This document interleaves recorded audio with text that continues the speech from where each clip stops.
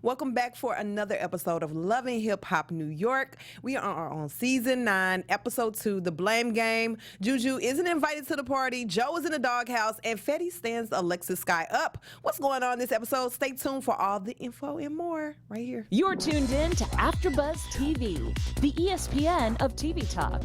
Now, let the buzz begin.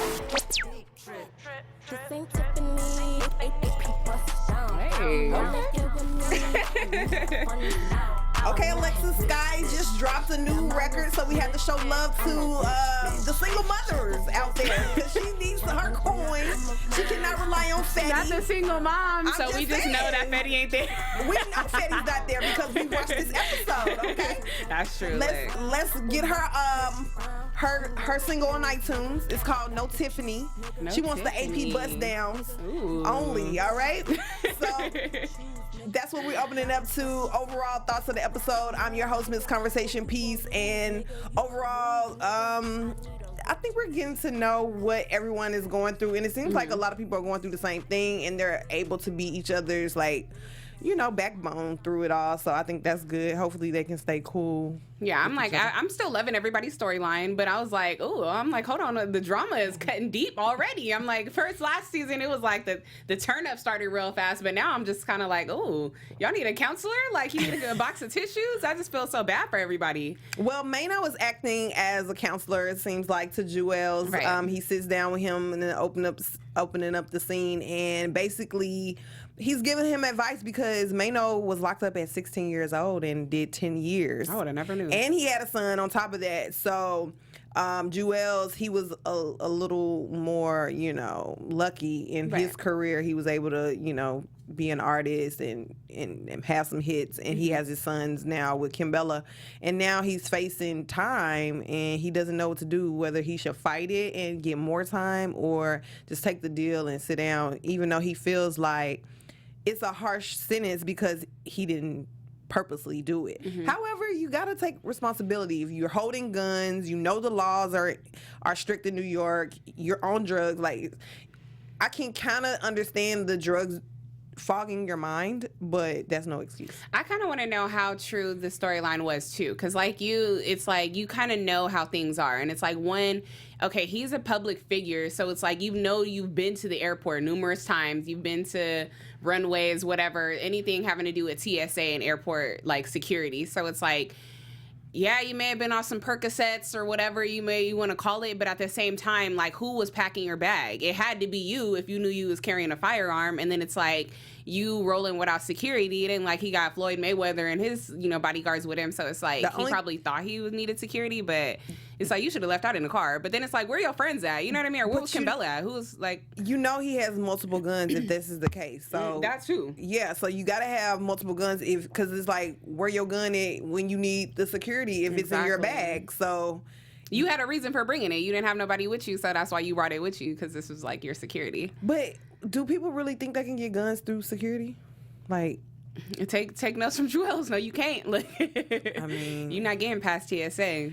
Well, Maino, he kind of just, opened up and said, how hard it was for him to get through this, type of thing with his family. And, basically, Juelz, I don't know. It's the blame game. He's blaming the system. And I think everybody's blaming the system, saying that it's hard for young black men, which it is, in America. But is it hard in America, or are you making it hard for yourself? I kind of think in Juelz's situation, I kind of feel like he's making it a little hard for himself. It's like when he's like, I know I'm innocent, blah, blah, blah. It's like, technically you're not if you had a gun in your bag. Like, you packed it, either somebody else packed it, you knew it was there, And so it's like, you kind of I feel like I'd respect it more if he was like, yeah, I did it, I messed up, now I got to kind of pay for the consequences. And it's like, it seems like a no-brainer to take the little plea deal, do a little 18 months and get out, whatever. That's what, a year and a half? You know what I mean? He's just trying not to get off with no time because he doesn't recall leaving a gun. But it's like at this point in time, it's looking like you're going to have to do a little bit of time. And clearly, I mean, now today, we know that he's going to do time. But it's like, yeah, you knew.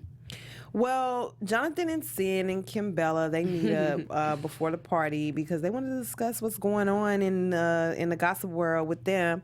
And basically, Kimbella explains her fight with Yandy and what the issue is. And I think Kimbella is overreacting. First of all, yeah, we get into it with our friends every now and then, and maybe we may not talk for months, but then a holiday or a birthday comes up, you know what, girl, I'm gonna sing you a happy birthday shout out, and I might not call you because we are not in a good place, but I'm gonna show you love, and then you call me, and then we can reconcile that way. I feel like that's what Yandy was doing. What do you think?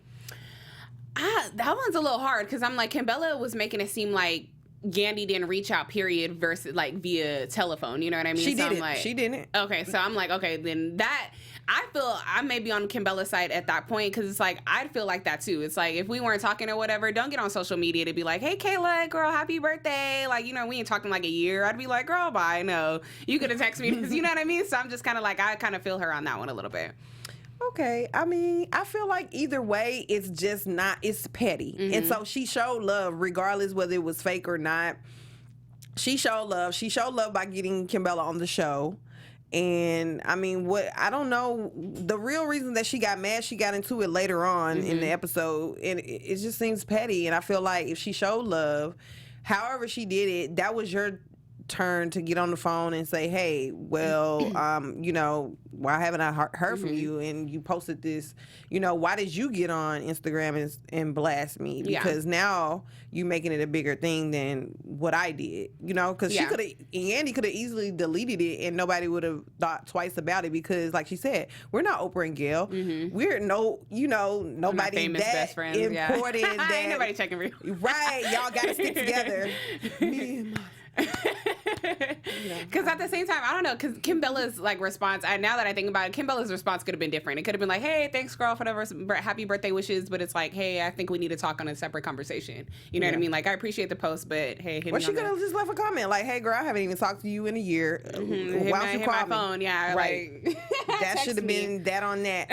So basically, Kimbella feels like she was thrown under the bus because Yandy didn't tell how it happened with her showing up at the birthday party of that was real petty because I'm like, in Yandy's defense, Kimbella, you should have never went. Like, that's like you being like, hey girl, I can't make my other homegirl's birthday party, do you mind going over there and taking a gift? I'd be like, girl, I don't even know your homegirl like that, you know what I mean? Like, I'd be like, I don't know if I feel comfortable with you. Like, how did Kimbella feel like Yandy was setting her up to fight when she can't even fight? We saw this first time she was introduced.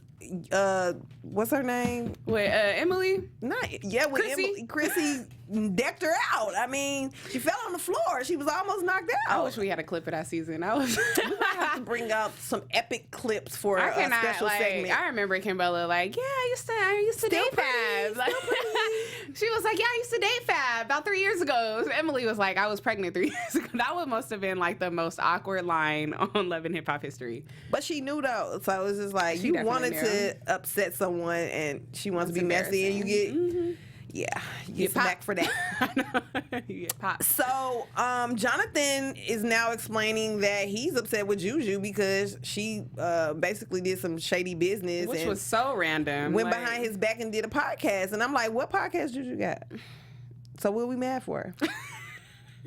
I was still wondering. I think that was just something to get Jonathan back on the show. I think he should have just stuck with Rene'e. I didn't even know she was gonna be back, but I'm like, if we was bringing her back, they should have just been a duo. Because don't give Jonathan no whack storyline about Juju being fake. Like we barely know what Juju even do on a daily basis. We know what happened. This is a setup for the mess. Everybody is mad at everybody's gonna show up at this party, so they just setting everything up, and that's what's happening. Kimbella's overreacting. Yandy reached out to Juju. They met up right after all of that happened, and Yandy tells her side. So I'm just like, it's 3 sides to every story, and we still waiting on the truth. So basically, Yandy's saying that she's been reaching out. She heard about the case with Juelz, and Kimbella's still tripping. Like, you reached out to Juelz first. Okay, first of all, Juelz is her client, so she makes money with him, so she's gonna reach out to him first. Second, you are mad at me, so why am I reaching out to you first? You know what I was thinking about though? It's kind of like Yandy messed up a little bit because it's like she's mixing business and friendship and pleasure all in the same pot. You know what I mean? It's like you can't have a client be Jim Jones and then you turning up with his wife at the end of the night. You know what I mean? Like I just feel like you mixing business with pleasure. Yeah, and it's like it's backfiring now. You know what I mean? Because now your homegirl is thinking like you supposed to be loyal to her when it's like no, your real loyalty is your client because you're his manager, publicist, whatever she got going on. Exactly, and she actually kind of mentioned that in this Breakfast Club interview. I'm going to give us a clip of. Not this part, but she basically said she had to learn the hard way of doing that because she'll be, taking the women empowerment route, like, oh, you're not gonna do her wrong, you're not gonna have these girls up in the studio. But then she had to learn when she meet up with Juelz. He's like, look, I'm not even doing that right now. We came to work. And she had to learn, and I think that's where once the relationship has been formed, it's kind of hard to be like, I can't be friends with you anymore. So I think that's kind of where it happened. So she was probably put in a tough position too, because if you think about it, Kimbella, Chrissy, and Juju were all kind of in the same boat, thinking that all their men was cheating. We've seen it on several different episodes. Well, not really Juju. I'm like, we barely just seen Juju about a year and a half ago, whatever. But it's like you already know Chrissy and Kimbella was already like, what? Females in the studio. You staying out late night, not coming home with the family. Why are we not married yet? It's been 10 years, whatever. We got the kids. We staying for the kids. You know what I mean? So I'm just like, it's just too much. But she dibbling and dabbling, and it's definitely backfiring. So well, we already know that they were cheating. Cameron, Juelz, and Jim Jones. All Dipset. They was dipping it in somebody's set. We already know that. Juju, she met up with Kimbella, giving positive vibes, like, girl, I'm gonna be here for you whenever you need me. She's such a good little friend. Is she? Because Jonathan says she's not. I don't know. She did have positive vibes. She brings up the Yandy and then the party, and then that's when Kimbella tells her she's not invited to Jonathan's party, and she's like, well, Yandy told me I could go. Whole little mix. Triangle. If you're not invited, and someone tells you about it, are you going to the party? No. Are you crashing? No. At that point, I'm not going to give you my energy because it's like it could either go two different ways. It's either I'm going to go and execute my plan of like, ooh, I'm going to ruin a party and start an argument, or it's like I'm going to be kicked out before I even get to the door type of thing. But this is the thing. It's like, you're not going to embarrass me. Just because you crashed the party doesn't mean you ruin it. You can enhance it. I'm going to come in the party blinged out like, oh, you didn't want to invite me? I ain't got no time for security guards talking about somebody get her out the party, embarrassing me. I'm on Shade Room and on. Well, you know who was embarrassing somebody was Rene'e. First of all, she didn't follow the rules of the party. It was an all black party. She shows up in a white ball wedding gown, and then she takes the mic and sings Happy Birthday, Marilyn Monroe style. Like, she sounded. Can she sing? First of all, I thought she was a pop star. I thought she was too. In her former life. That kind of seemed like it was like a little joke, like you karaoke night with your homies. Oh, was that what it was? It was a joke? Because I don't know if she was serious. I thought she was trying to be like Marilyn Monroe with the white dress. You know, the dress Marilyn when she was over the little fan. It was real Lola Bunny, like Jessica Rabbit, like burlesque. Type of vibe, and I wasn't here for it. And either I don't know if I was here for her outfit either. So, but the new Rene'e looks different though. She lost a lot of weight, the wig, and she looked a little orange. I didn't know if that was her confessional or maybe it's the lighting. Yeah, they didn't have the right lighting how they do us in AfterBuzz. She looked like she lost some weight though. We have good lighting here, thanks to AfterBuzz. So Jonathan's turning 34. Joe was too tired to come, and Rene'e took over the first half of the party. But sometimes when you have extra friends like that, like they gotta do something extra. I think they're all like that though. Jonathan's extra. He is extra in his own way. So he just didn't want Rene'e to come ruin his party. But that's what he was saying. He was like, me, you, Sin, and Rene'e are having so much fun. Like, why did I invite Kimbella and Juju and Yandy to ruin my party, So basically, in walks Yandy. Kimbella. Well, the first fight was Juju. So Juju comes in, she crashes the party. Jonathan's face said it all. Right. His face was like And so Juju gets right to it. Like, I heard you didn't want me here. I'm here. Like, right. And so she's like, what did you say about me? And he's like, I guess Kimbella told you. Like, you knew Kimbella was going to tell her. Like, did we ever? Like, I thought it was an A and B conversation. Like, and then he tried to throw her under the bus. Like, did he ever at any point say, hey, this is between me and you, like, don't bring this to Juju? Or is he just like, Juju's fake? And he should have known, because I mean, Kimbella was already like coming to her defense. He was like, oh, well, you were like, what do you mean she's fake? And like, he was explaining, and she was like, oh, I mean, well, like, her trust has to be earned with her. Like, that's the type of person she is or whatever. But I didn't feel like that was her taking a dig at Juju. Like, exactly. Jonathan was just trying to take somebody down because he was being brought down. Exactly. So we don't think that she was doing anything wrong. Like, she did what she was supposed to do as a friend. If yeah, because I'm like, you should have known that's one of Juju's best friends that she was gonna find out either way. And you're on live TV, like national TV. So in the midst of all of that, then Yandy walks through the door, and Kimbella's still turned up, and she doesn't want to turn down. She's just like going in. So to make things worse. The killing part about me is when when Anais steps in for Jonathan and Juju, and she's like, you're a has-been, and she was like, you a never was. Like, that was so funny to me. It was, because it's kind of true though, because it's like, Juju, what you really ain't got no weight under your belt, sis. Like, we only know you as Cameron's ex-girlfriend, and we only knew that because you was brought on here last season and said that. I'm like, because she wasn't really out there in the limelight like Kimbella and Chrissy was. We knew it was the couples type of thing. It was no little triangle of Cameron and Juju. I think Juju was at home. Yeah, taking care of the house. I don't know, but Anais is hilarious for that. So then Yandy is like, calm down, Kimbella, just tell me what you got to say. And Kimbella's like, turned up, like, no, we're going to talk. If you let us, you can apologize. Like, it just became no resolution, and she walks out. So, yeah, that's pretty much. I know. I'm like, all the drama summed up. I mean, that's a dumb reason, I think, to break up a friendship, because it's one, petty, and then two, like Yandy said, you need me. You don't have a support system. Your man's about to go in jail. I'm going through it. I've been through it. Mm-hmm. I can help you. I got money. You need a little cash. You got on the show because of me, and it's like, now you're trying to turn against me. But at the same time, that's what kind of like bitter in the butt, though. Like, you over here going through the same stuff that these women are going through, and you're just trying to be like their bestie and stuff like that. When it's like, no, you need to keep your manager hat on, your Olivia Pope hat on, and stick with business, because it's like, clearly this is what's happening if you're not sticking to the business. So we'll see.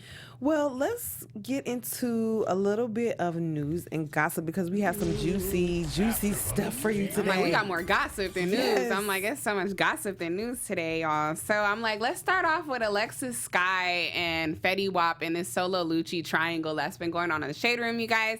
So if you guys haven't been keeping up, we have a picture right now if you guys can see the screens. And for the people listening on iTunes, so what happened was on the episode last night, Alexis Sky pretty much established that it's just her out here. Fetty's not pretty much doing anything for her and Alea, and she has to do what she has to do to get all these doctor's appointments and stuff taken care of so that her daughter can be healthy.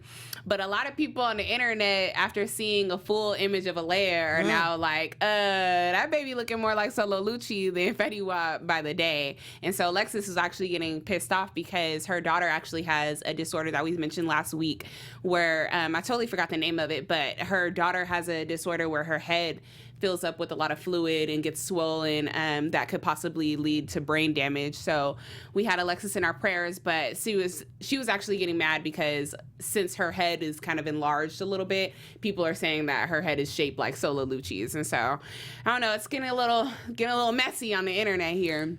Ooh. And then a little pettiness. The Maury show decided to step in and tell Alexis Sky if she ever wanted a DNA test to get this done today, to call them. But I'm like, at the same time though, I kind of feel Maury. It's like, you guys are celebrities that it's like, why is it taking so long for a DNA test? I'm like, we're kind of doing this with the last storyline with A1 and Safari and this Lyrica baby. I can't believe Maury like we're snowballing this. It's still on though. Maury about 20 years in now. Anything else? Okay, so we have a new couple alert, new dating scene, you guys. So apparently, if you guys have been seeing the blogs, Erica Mena and Safari may be a new item. I don't know how I feel about they're that. out here with matching minks on, matching furs, but you never know though. You know Safari. I just feel like Safari be doing stuff for storylines, and Erica might. Too. I was about to say, and Erica on might just be trying to get a little Atlanta, relevant. LA, New York, she's everywhere. She's making her pop up. She's about to be the next Cardi. Yeah, I'm like, she's trying to be Cardi on every season. Anything else? I'm like, I think that's about it for right now. I'm like, we got some more though. Oh yes, because I found some stuff. More. I found a photo of actually on Alexis Sky's page of Lele and Fetty. They reunited. Wow. Now she ended up deleting the photo off of her Instagram because she said people kept, going in on her about who the baby daddy was, and she was like, "Stop it, just." Positive vibes for a baby. Like, why are y'all so hateful towards a baby? And now Fetty Wap's stepping up to the plate. So good news for that. We also got a update for Pam from Love and Hip Hop Hollywood. Her Nigerian husband has made an appearance on the gram, and there he is right there. What do you think of the handsome couple? Front door. She got a man. I don't. What's going on, Pam? To be honest, she looks happy, but why does that look like he could be her son? I mean, she's a cougar. Well, that too, but like in the face, like they look like they have the same nose. And it's like if she washed her makeup off, I think they'd have the same face. Hey, sometimes people aren't attracted to people that look like them, I guess. I don't know. But I think I have another piece of news where I got a chance to get out this weekend. I saw Moniece performing live at the Sayers Club right here in Los Angeles, and she killed it. So let's take a look at her performance right here.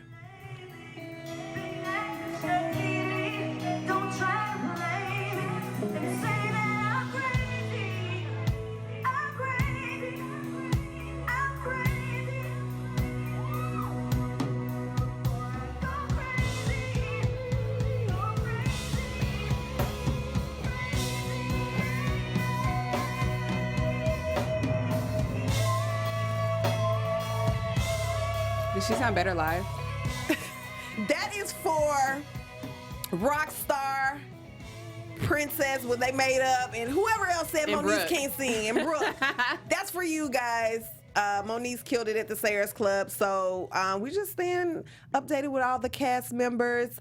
I guess we're gonna get right into the Breakfast Club interview with Yandy. She dished a little tea about what happened with her and Mona and how she got to the point that she's in now. So wait, before we talk about that, sorry to cut you off. So another little quick piece of news and gossip was that if you guys go to Lyrica and A1's Instagram page, they kind of sort of debuted their new son, Ocean Bentley, and they kind of did it in a mysterious way. So I'm like, I wish we had the images, but if you go to their Instagram, y'all, Lyrica made a whole new Ocean Instagram, put his first newborn picture with the heart eyes emoji over his face, y'all. And A1 and Lyrica came up with the great idea that if their son gets 200K followers, that they were going to show his face. Okay. So a lot of people are on the internet trolling them, y'all. I don't know how I feel about this, trying to exploit my son's face for 200 followers. Just show the baby, okay? Y'all are not Cardi B and Offset, okay? All right, so let's get into this clip. Breakfast Club interview. Yandy shows up. Charlamagne gets it out of her that it's not all peaches and cream with her and Mona. Let's get it right into it. Look at how Charlamagne looking.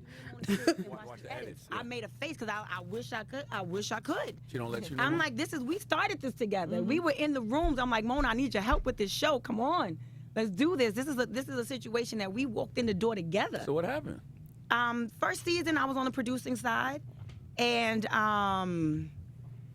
I guess I traded in my producer hat for a talent. Jesus Christ, it was Yandy, a bigger what were you check. thinking? I was stupid. I was young, and I was stupid, and I didn't have the proper guidance to sit me down and say, don't go for the bigger check. Go for ownership. Mona supposed to school you to that. Mona was like, I'll take your part. So who came up with the concept of Love and Hip Hop? I heard it was Jim. Originally we had it. Jim and I came up with the concept. It was called Keeping Up with the Joneses. We pitched it to Jim Ackerman. He loved it. I got a development deal over at VH1. We started shooting it, and this was when life started happening with Jim. You know, the stuff happened with Max B, and Stack Bundles got killed. And Jim was like, I don't want these cameras while I'm going to Stack's funeral. I want the grief, I don't right. want these cameras in my face while I'm dealing with my artist. And they were like, okay, we're in a car. We need your mom here. We need Chrissy here. We need this. And he was like, no, I'm not doing what this. I signed up for. This is not, it's too intrusive. I'm not doing this. And then I was like, oh, Lord, I'm going to lose my deal. Because he just kind of shut down. And I got it then because he was dealing with life. Right. And I'm like, Mona, it was one of those dinners, tears in my eyes. I'm like, Mona, these people gave me all this money. And I don't want to lose my deal. My client don't want to do it no more. And I'm like, I need help. And that's what happened, guys. This is how Love and Hip Hop was born. How Love and Hip Hop was born, and we're season 9 right here, episode 2. And I'm here for it. We got more franchises that have branched off from this. So Yandy right now is kind of not feeling that she gave up her production hat. Now she's just the cast member. I was thinking the same thing. To be honest, it's like I think it was established like the first season in New York. I think Yandy kind of mentioned that she kind of had a hand in it, but nobody really took her seriously. But now it's kind of like, where is her little credits? Like, I don't feel like Yandy was skimmed out on the little credits about this little show. Like, everybody's like, oh, Mona Me Productions, we need to get on Mona, and it's like, Yandy kind of was in there too, though. Yandy kind of had that check first, and then went to Mona like, I need your help because I don't know what to do. Exactly. So what if she would have went happened. to somebody else, like, what if she would have went to like Oprah or somebody else that was like a star person? Like, this would have been something totally different. Exactly. So But she gave it up herself. She wanted to be on the screen, obviously, and so sometimes you got to make that decision if you're going to be your production, because Shawnee goes through it with Basketball Wives. Basketball Wives. So Mendici's probably told Yandy to get that check. We need to give me pay these lawyer and fees. he wanted to be on the show too. Yeah. So it's just like, don't let your Lawyer man fees, talk you okay? into some stuff that now you don't have ownership of Miami and She ain't got nothing. LA and Mona had Atlanta. them lawyers real low, like lawyer up. Yeah, but she even said that she went into it more on the interview. Watch it. She goes in more in depth. So, so let's get into Joe. And we didn't talk about it. He was still in the doghouse. Oh yeah. So basically, with him being in the doghouse, he's cooking breakfast. Sin has been locking herself in the baby's room. He ain't even cooking. He made her a bowl of cereal and some orange juice. I was disappointed. I don't know. Because he got men out here thinking it's that simple that we just need a little bowl of cereal. Well, she said she's not giving it up so soon. So I don't know what's going to happen. I just don't want to be a regurgitated A1. And we definitely don't need it. But I'm like, come on, Joe. You just need to throw out the eggplant, the old man eggplant for Sin. She already had the baby. Like, make her feel good. She's bomb. I love Sin. Well, I have brought back our special segment, the game that you guys cannot wait to play. Guess That Bar. If you're listening in live chat, you can tune into and play along with us. I think you have it pulled up right here. I do have our chat here. I'm like, we have Kimberly Mayfield in here. Hey, Kimberly. We have Doulaman and Justice Poetics. He actually says, he's not surprised that Moniece can sing for real. Okay. Well, thank you guys so much for tuning in with us each and every week. We want to thank you because we are the ESPN of TV Talk. Yes, and we have reality segments. We have sci-fi. We have so much that we talk about here at AfterBuzz TV. So we want you to subscribe, like, and comment. If you have any shows that you would like to see us cover or that we do cover, check us out. And if you are listening on iTunes, give us a 5-star rating. 5-star. And on Spotify. All right, so we're going to get right into Guess That Bar. If you don't know what Guess That Bar is, I'm going to read the lyrics in monotone, and then you are going to guess the bar and who sings it. Ooh, I'm nervous. Like, it's been a while, girl. Like, I'm a little rusty. I know you know these songs, so I'm just going to sing it for you. Yeah, dollar bills, y'all. A lot of bills, y'all. Knew you're trying to touch me a meal, y'all. Came up. I'm what's up now. When you shine, all these haters want to talk down. Is this like, it sounds like City Girls. Is this City Girls? Oh, no. No. Wrong song. Who is this one? Okay. Yeah. Like haters want to, is this Snoop Dogg? No. Let me do some more. I don't feel a way by what a end say. It's all love. I let a hater hate. Pull up on them. See the paper plate. See the oyster. Perpetuate today. Oh my God, y'all know this song? Like, I'm going blank. I definitely don't know this one. Who is this? All right, hit it, Jonathan. I ain't never heard this song, bro. It's Hi Hater by Mado. You never heard Hi Hater? It's the How does the chorus chorus go. Because I'm like, I don't even listen to girl. I've never listened to Mano. Like, I don't think I know never any listened of to his Mano, songs. but this is your time right here. Loving hip hop. This is what he debuted on the charts Jonathan, with. can I hear the chorus? I'm like, I don't know if I know this one. You don't know High Hater? I feel like High Hater is somebody else. Like, is this him though? Like, Yeah, this is High Hater. I don't know. It's part of the let me chorus. hear him say High Hater, because I'm like, There we go.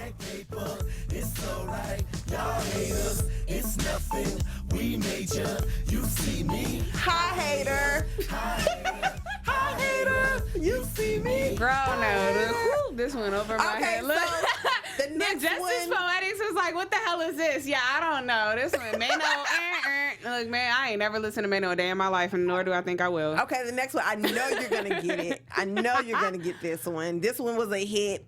Let me talk to you, tell you how it is. I was thinking when I saw that body, gotta get shorty. Tell her what the young boy gon' do. Tell Them what the young boy gonna do. Then it's take what you gotta. Hey, okay, Chris Brown ran it. Hey. Okay, Chris Brown run it. Featuring who? Juelz Oh my God, Santana. look, yes, this is Juelz a was on there. Hey, hey.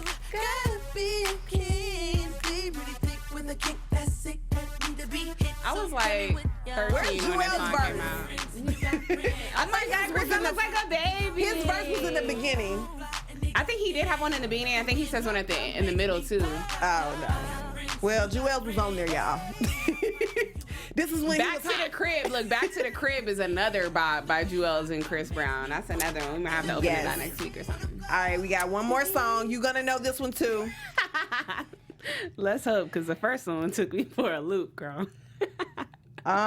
You came to get it on. More than 5 O's in your bake. Then get it on. Roll up that stank and get it on. Slank that fit it on. Come to get it on. Hold up, she want that work, twerk that. Then let me hurt that, murk that. Till you gotta get your hurt back. You gotta know that. This is a popular song. Wait, hold on. Let me see. Let me hear a couple lines. Let me see. She's at the bar styling, throwing up. She drink a little hypno, throwing it up. But I'm only dealing with freaks that want to cut. Ma, if you agree, I want ooh. I'm going to end up on BET Uncut. Is this Joe Budden? I'm like, who else is on here? I'm like, this sound like it ain't no Juelz song. So I'm like, who else is on the cast? Is All right, this Joe Budden? you got to guess the song. I don't know though. the song though. I feel like this is a Joe Budden. It was like Pump It Up or something like. Hit it. Hey.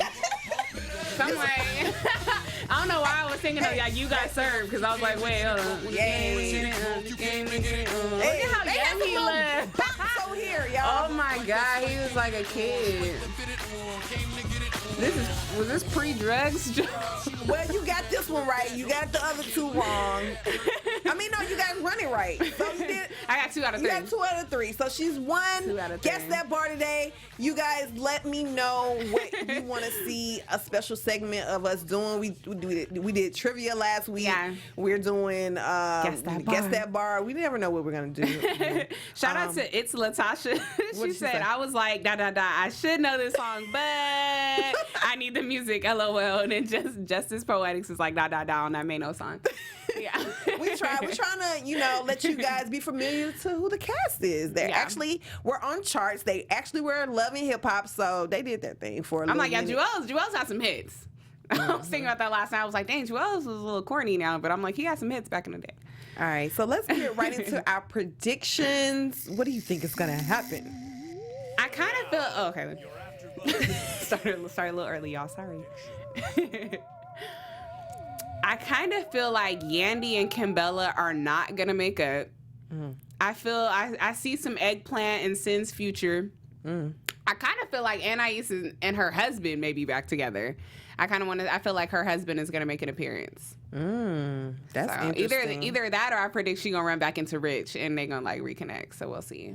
Well, I don't know what's going on, but in the montage at the end, Rich brings Sydney Starr, who is a transsexual rap person. So I don't know how that happened. I don't even have no prediction for that. But her and another Nia old Lee, school yeah. I'm Nia like, how Lee, the hell did Nia Lee get back on? right? And now she has to fight a man. I don't know. I mean, I think Rich did really good with putting her in check, like, hey, don't be screaming at her because, one, you're a man, so it's still not a fair fight. So I don't know what's going to happen there. But I think, on the contrary, that Yandy and Kimbella will make up. You think so? I think she needs a friend. She just said earlier in the episode, I only have 2 friends, and that was Juju and Jonathan, and, well, 3, Sin. So she needs all the support she can get. Yeah, we'll see.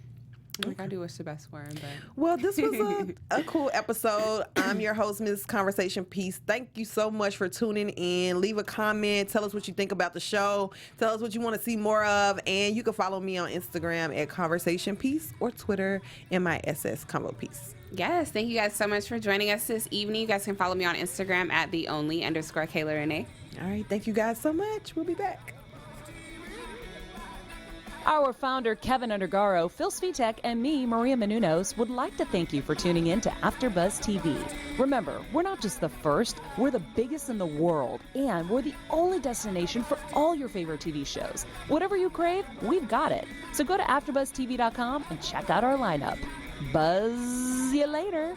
The views expressed herein are those of the hosts only and do not necessarily reflect the views of AfterBuzz TV or its owners or principals.